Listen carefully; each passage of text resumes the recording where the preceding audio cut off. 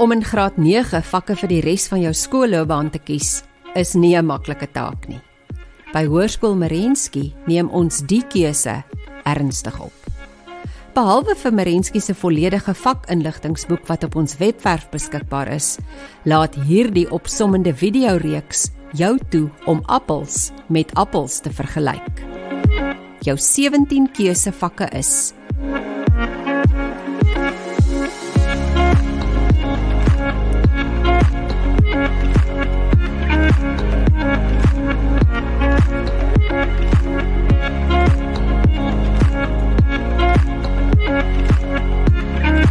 Hierdie video fokus op ekonomie.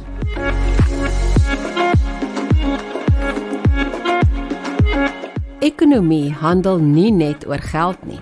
Dit is die wetenskap van skaarsheid. Beperkte hulpbronne en onbeperkte behoeftes word in hierdie vak bestudeer.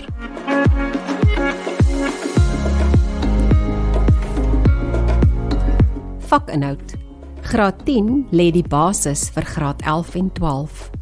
Ons fokus op die definisie van ekonomie, die skaarsheidprobleem, die ekonomiese kringloop, die sakesiklus, mikro-ekonomie, vraag- en aanbodgrafieke, die produksiemoontlikheidskurwe, markmislukking, werkloosheid en die arbeidsmag.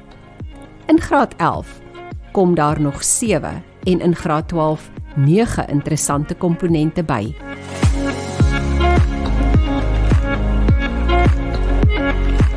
Moontlike beroepe: bankwese, finansiering, regeringsadministrasie, rekeningkundige beroepe, endgebruiker, ekonoom en analis, landbouekonoom, makro-ekonomiese navorser en marknavorser.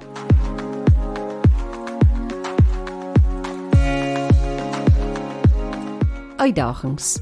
Ekonomie begin baie maklik in graad 10 en dit voel asof 'n mens stadig werk.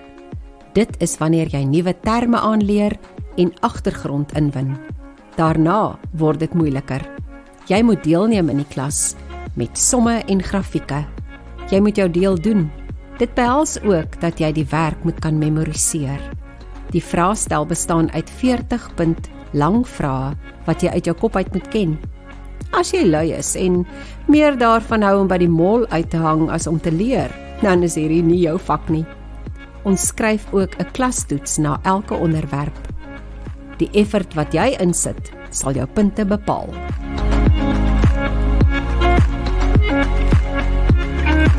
Unieke kenmerke. Wat maak ekonomie so uniek? Dit sal jou help om elke dag goeie keuses te maak. Elke keuse wat jy maak, het 'n geleentheidskoste, iets wat jy opgee.